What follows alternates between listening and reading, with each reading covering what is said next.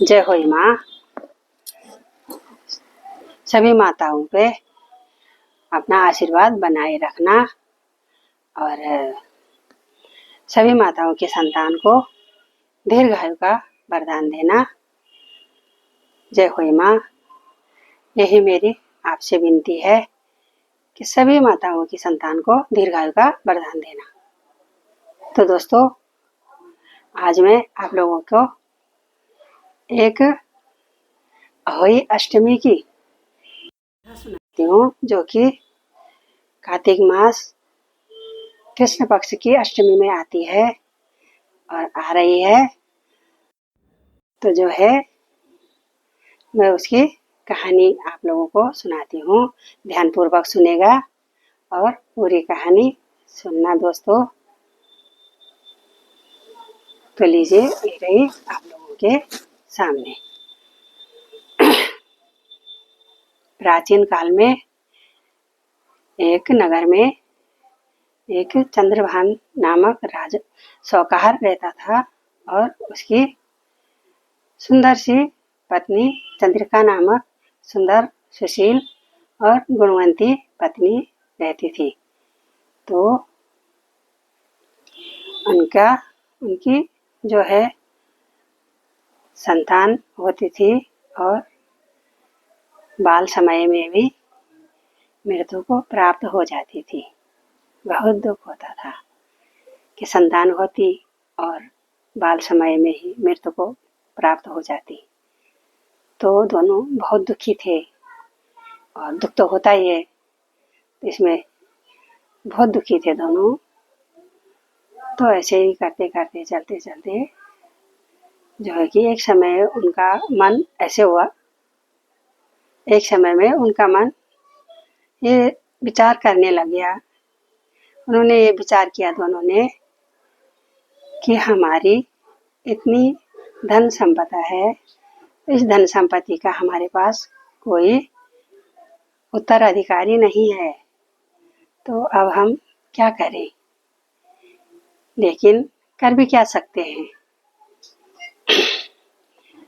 कर भी क्या सकते हैं, जो नसीब में है सो हो रहा है, हम क्या कर सकते हैं। ऐसे ही विचार करते फिर उनका ऐसे विचार बना कि हम जो है ऐसे करते हैं कि ये सारी धन संपदा ईश्वर भरोसे छोड़ के और कहीं एकांत में जाते हैं, जहाँ वन की ओर जाते हैं, कोई आश्रम वगैरह, कोई नदी के तट पे जाके भगवान का ध्यान लगाते हैं और भक्ति करते हैं, भक्ति में लीन हो जाते हैं और अपनी जो ये धन संपदा है उसे वो छोड़, भगवान भरोसे, ईश्वर भरोसे छोड़ के निकल पड़े।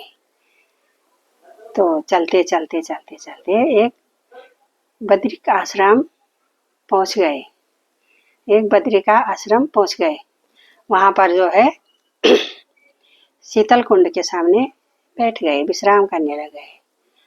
अब उनने अपना विचार बनाया कि अब हम यहीं पर भगवान की भक्ति करेंगे और भगवान की भक्ति करते करते जो है कि अपने हम जो है अन्न जल त्याग देंगे। तो उन्होंने यही किया, अन्न जल त्याग दिया, भगवान की भक्ति में लीन हो गए। तो 7 दिन बीत गए। जब 7 दिन बीत गए उसके बाद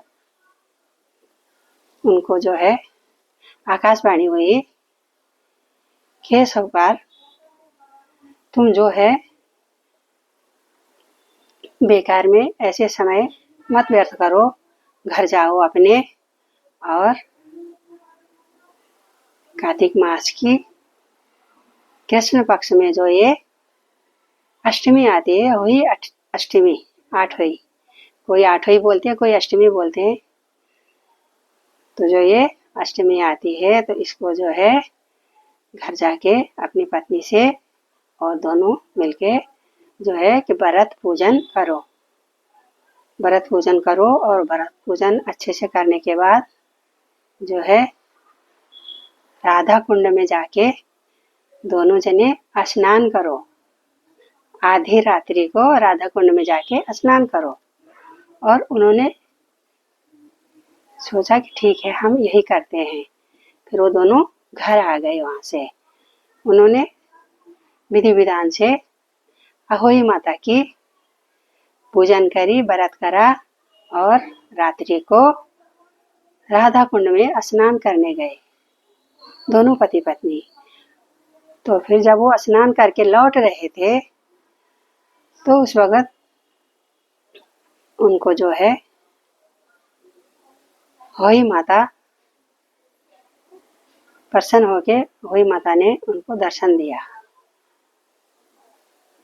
तो उन्होंने उनको आकाशवाणी में यही बोल रखा था कि जब होई माता प्रसन्न होगी तुम पे, जब तुम व्रत करोगे होई माता का और वो प्रसन्न होएगी, राधा कुंड में नहा के आओगे, वो प्रसन्न होएगी और तुम्हारे को दर्शन देगी तो तुम अपने संतान के लिए दीर्घायु मांगना।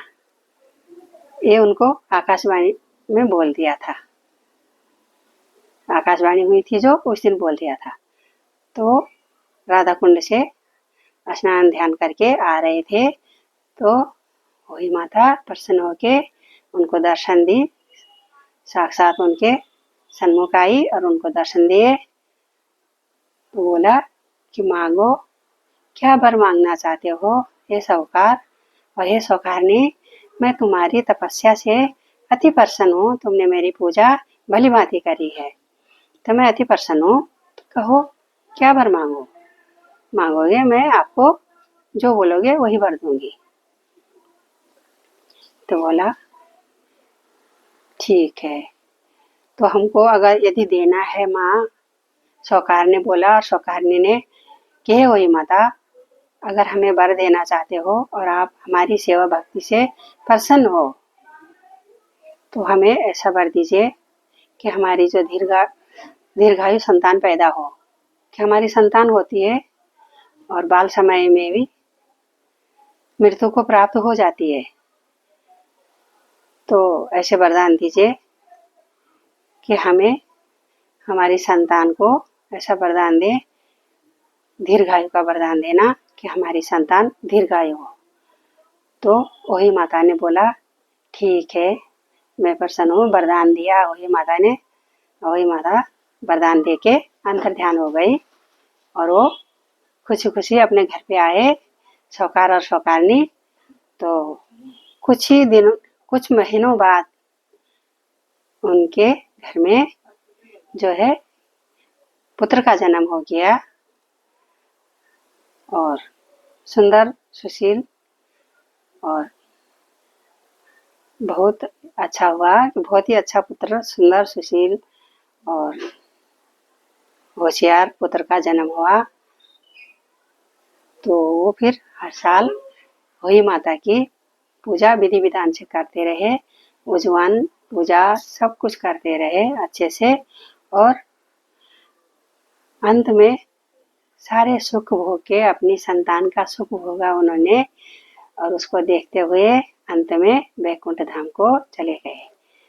तो हे अहोई माता, जैसे तुमने साहूकार और साहूकारनी को बच्चों का दीर्घायु का वरदान दिया, ऐसे ही सभी माताओं को उनके बच्चों का दीर्घायु का वरदान देना और प्रसन्न होना। ये अहोई माता सभी माताओं पे अपना आशीर्वाद बनाए रखना और सबके बच्चों को दीर्घायु का आशीर्वाद देना। यही मेरी भी विनती है आपसे। जय होई माता की, जय होई माँ। सबकी संतान की रक्षा करना और सबकी संतान को दीर्घायु का वरदान देना। जय होई माँ।